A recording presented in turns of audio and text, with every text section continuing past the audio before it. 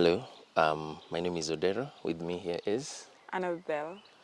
and we're going to have a very brief conversation around relationships and the dynamics that of the different settings or setups that we have of relationships around modern day dating.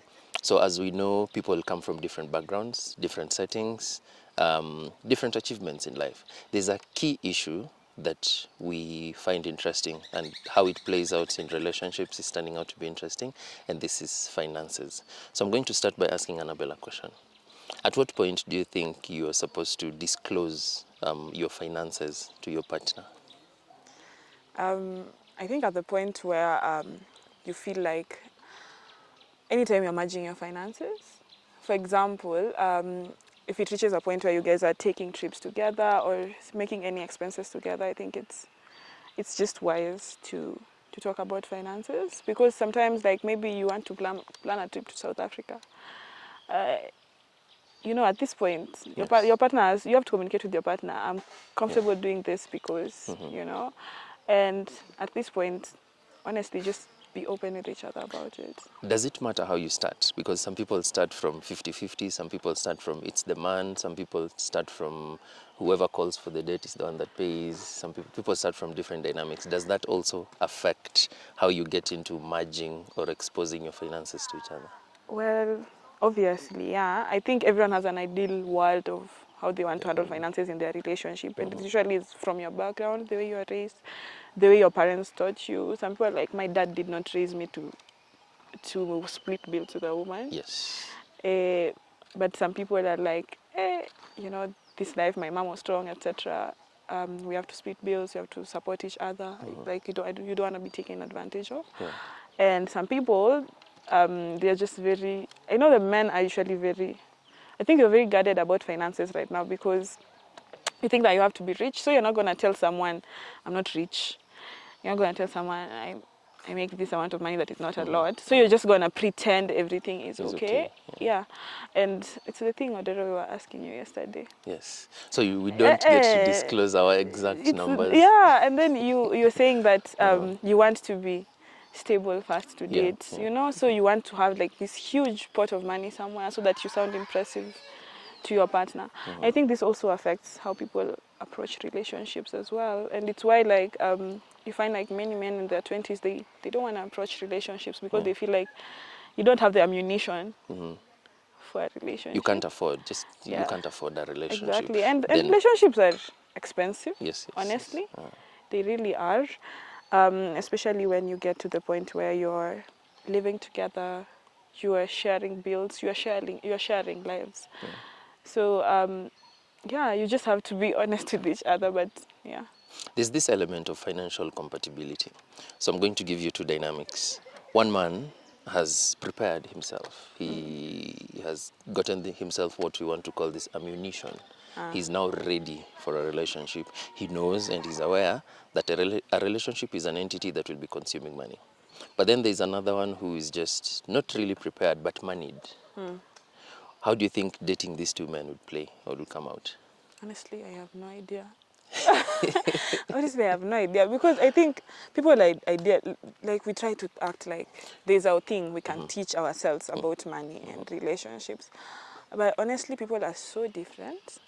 People are so very different. Someone might not be prepared just because they never saw the need of preparing. Maybe they came from a stable background and they never know what it's like to struggle. And someone else is preparing because maybe they came from a background that, they were struggling and they don't want to struggle. They don't want their family to struggle. There's something they know Exactly. or they've seen that they want to shelter themselves from. Exactly. And so, and it can also just be some people are more prepared, some people just don't care. So I think it's very contextual. Or some people just learn on the job. Yeah. And I mean, like, let's say we start working, like, you are in your 20s, you start working. The first time that you got money, did you spend it thinking about, like, how I'm going to leave this portion for my partner? Or no, you see, it was your money. Yeah, you're working for yourself and for your money. Yeah, so, I mean, you can't judge people on how they want to spend their money. It's just, if two people come together and they decide they want to do this thing, you just have to find a way to make it work. You're trying to make it work, but the society puts you in a corner the man's money is our money, but your money is your money. There's nothing wrong with that. There's everything wrong with that. How? Because then the moment you disclose your earnings Mm-hmm. in totality, it means that is you people money. What happens to your goals? What happens to your selfish interest? What happens to your own desires in this space? Because now you'll be facilitating two people plus the relationship itself. Yeah, maybe it's a good reason to. Someone told me like sometimes a man you're supposed to like downplay. So if you're making 80,000, you say 60, so that you have 20 for emergencies. You say 30. Because yeah, Say 30. because if there's an emergency, people will always look to the man to solve the problem. Yes. If the house is In breaking, ideal everyone case, turns yes, to the man. turns to the man. So Yeah. there is that aspect of it. But I think you also have to just trust your partner. For example, if you decide your partner's money is savings, like your wife is for investing, for saving, etc., and yours is for expenditure, that can also work. That would work in a context where you guys are serious and you have chosen each other and you have decided that this is And people it. are not serious. This is You're dating Nairobi. for jokes. We're dating to see what the streets are or how it looks like. Yeah. So I'm looking at it from the context of, we guys have been at this journey together. We have tested ourselves. We have seen that we are the best fit for each other. Now finances are coming in because we are getting to the level where we are now pulling resources together. I Yeah. believe we are not in it to play. Yeah, Yeah. definitely. Like it's usually it's a huge step in a relationship. Like there can be people who are living together and not like financially there, Yes, and yes. they are very different from where another couple is who are like sharing their finances. So it's not just about living together, it's about also being honest with each other. It's a big step in a relationship, honestly a step in the right direction if you guys are willing to like talk and be honest and open and compromise. Yeah. So it has to be a build-up on, the friendship, the Yeah, love, definitely. the relationship itself growing. Yeah, and also like your maturing. goals. Like for example, Yeah. if you know your partner is very invested in getting this certain asset or maybe paying for their education, you don't push your partner to start having children and not get the masters. You Yes, know, yeah. you have to also respect that they are working towards this. It's something that you can support them and you support them. Yes. Towards moving towards the conclusion, you are at a point where we have a lot of opportunities for empowerment for the girl child and not many for the man. So you started off together, you guys were dating, he has asserted himself as the man in this space and everything is working out well. But the lady is getting better and better, more financial opportunities and they're growing. And how do you think that plays out in modern day relationships?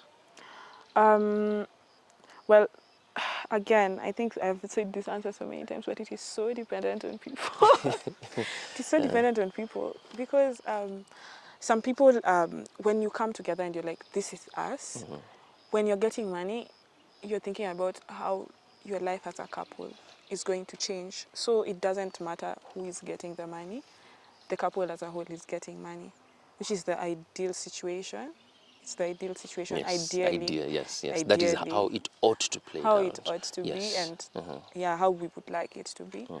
But we do But, understand that. but, So yeah, but, you know, sometimes some people maybe like, for example, if you're a man and you are the provider, and now your wife is making way more money, and maybe she can now afford to move to Runda, you know, and you can't tell her no, but now you can't foot that bill, and she has to, and it can come off well if it is presented well as an opportunity for the couple to progress, but it can be an issue if it's used as something that you're hanging over someone's head. Yeah. You know, like, look at me doing all these things. Why are you not doing all these things? Me and my peers, look at us growing. You are not doing this, you know? So you're bringing out them better than you. Exactly. Smarter Like, than why are you you. slacking? Yeah. People are making money, you're Mulala, sleeping. failure. Amka, you Yeah, know? yeah. It's not like that. It's also being aware of also your partner's capabilities and their journey and their path and their aspirations, and also accepting them for that. And also acknowledging that sometimes you do get lucky, you know? Yeah. Yeah, and I think like right now it's an amazing time for women because like there are so many spaces we need to occupy. So we push ourselves to occupy those spaces. And for men, like sometimes there's not much to explore. True, very true. So you have to stick to a traditional path, which might not be as rewarding. So as long as it comes from a place of love and respect, I think whoever is making the most money shouldn't really be an issue, because in the end it's contributing to the growth of the couple as a whole. But as somebody was saying, like, we are young, especially when people are young, a man gets money. Yes. He decides his taste has changed.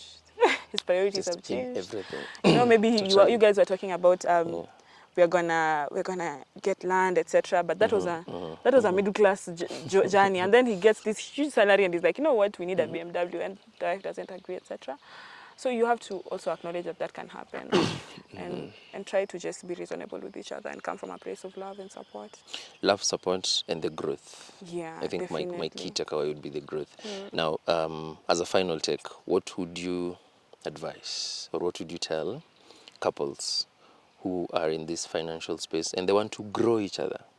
Maybe the man knows something that the woman does not know, and they want to present it in a way that it does not insinuate that I'm better than you, I'm smarter than you, or I know something that you don't, or the woman has figured out some, an investment opportunity. You are at different headspaces. Maybe the man wants to buy land, and the woman says, We need a car. yeah, we need a car. Yeah. Or a land will not earn us money in the next 2 years. Let's think Yeah. of something that will be Do a income business. generating. Let's get into a business. How would you advise that they have this conversation in a way that they still respect? Like, I respect your opinion. I still love you. Though I disagree with, or, just... Well, I think that's a point where if you cannot agree on one singular thing, just agree to be different people. You can be in a relationship and be different people. It can be a relationship where I want to invest my money in land and you want to invest your money in business. Let's do that. You focus on your land thing because you were thinking about it before it came into your life. Yeah. You keep doing that. I was thinking about the business thing before it came into my life. Let's keep doing that. If we can support each other, fine. If we cannot, like, everybody try to just consolidate your own path and respect that this is what the other person wants to do. There are some things that you can always teach each other. I mean, like, honestly, I'm a spender. I be spending my money. I make my money to spend it.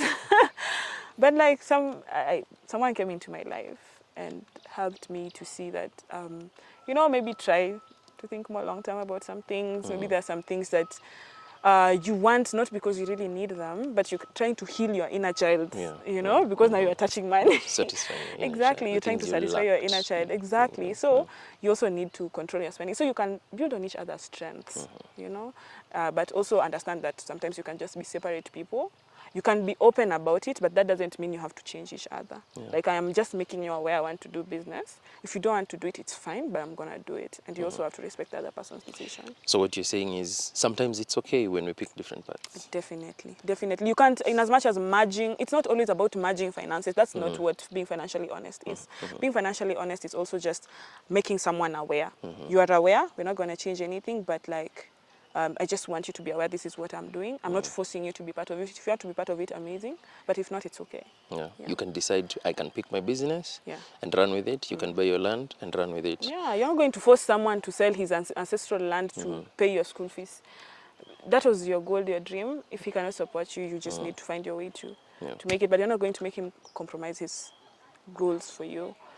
Sometimes if they want to, sure, but like, you should not stifle someone and the life they want to live, the standards they want to live, just because you want them to reach a certain financial, space. So the obligation is to make sure you're on the same page. Definitely. You're aware of what I'm doing, where I am, and how I want us to move. Yeah, and keep that other person happy. Because if it feels like this relationship is changing my finances so much that I am now unhappy, it will definitely affect how you the chemistry, last. the chemistry in the relationship. Okay, so the key takeaway here is love, support, and growth. Yeah, definitely. Whatever angle, whatever dynamics, you love each other. You're supposed to be financially on the same page. You don't have to do the same thing. Yes, you have to do the same thing every other time. You can pick different paths. The merging also doesn't have to be a frictional merge, lifestyle change, and you can communicate the financial stories in very interesting ways, right? That's it for today. Thank you. Like and subscribe and do those things. Tumepiga